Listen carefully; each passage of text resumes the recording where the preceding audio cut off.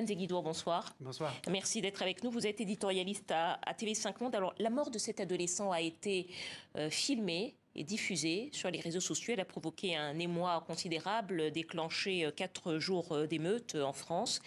L'Algérie a réagi. Est-ce que c'est quelque chose d'inédit? Alors, d'inédit depuis presque 2 générations. C'est-à-dire qu'il faut remonter vraiment aux années 70 parce qu'entre les années 70 et 80, il y a eu une vague d'assassinats à un moment donné d'Algériens et de Maghrébins à Marseille, presque une 50aine d'assassinats, dont 17 rien que dans la région marseillaise, contre des immigrés qui étaient à l'époque algériens. N'est-ce pas? Et là, effectivement, il y avait des communiqués du gouvernement algérien qui étaient vigoureux, qui intervenaient vigoureusement à l'encontre du gouvernement français, au point que l'Algérie a suspendu l'immigration légale algérienne en 1974 vers la France. C'est dire que les rapports étaient vraiment exécrables de ce côté-là. Depuis, il a coulé de l'eau sous les ponts de la Seine. Ces Algériens ont fait des petits, qui en ont encore fait des petits. On est 2 générations plus tard. C'est-à-dire qu'aujourd'hui, les jeunes que nous voyons dans la rue, même quand ils se baladent avec un drapeau algérien, sont des citoyens français à part entière, mais d'ascendance algérienne. Justement, Slimane, je vous interromps un instant pour vous poser cette question précise. Le jeune Naël dont nous parlons, est-ce qu'il était français d'origine algérienne ou franco-algérien? En d'autres termes, est-ce qu'il avait la double nationalité ou pas? Alors, il est français à part entière, mais il est d'ascendance algérienne. Comme il y a des millions de Français d'ascendance italienne, espagnole ou marocaine. Mais il est français et effectivement d'ascendance algérienne.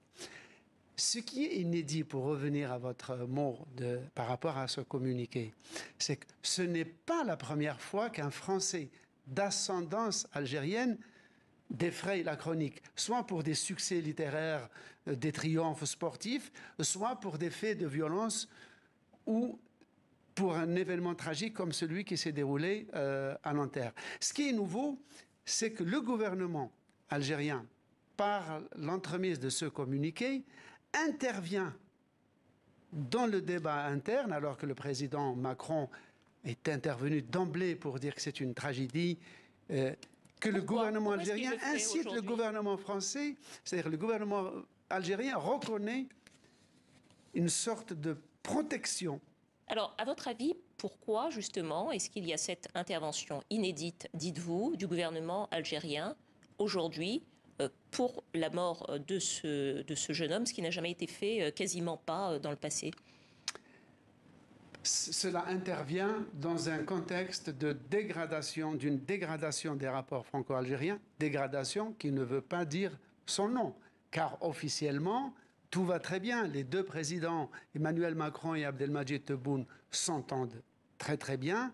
Néanmoins, l'intendance derrière ne suit pas. Vous vous rappelez la polémique qu'il y a eu en France ici avec toutes les surenchères sur le fait qu'il fallait abolir le traité franco-algérien de 1968 qui accorderait des privilèges pour l'immigration algérienne. Donc il y a eu une polémique très véhémente ici en France qui a eu son écho symétrique en Algérie avec une campagne de presse très, très anti-leadership français, avec le rappel des vieilles rancunes sur la guerre, la colonisation, etc. Bref, il y a un climat vraiment électrique et donc cette tragédie de Naël a fourni comme une sorte de fenêtre d'opportunité pour que ce communiqué effectivement rarissime du ministère des Affaires étrangères algérien intervient dans la scène française en disant « Attention, ce garçon était algérien, il faut le protéger en tant qu'Algérien ». Slimane, le gouvernement algérien indique qu'il continue à suivre avec une très grande attention les développements de cette affaire. Est-ce que ça veut dire que cet événement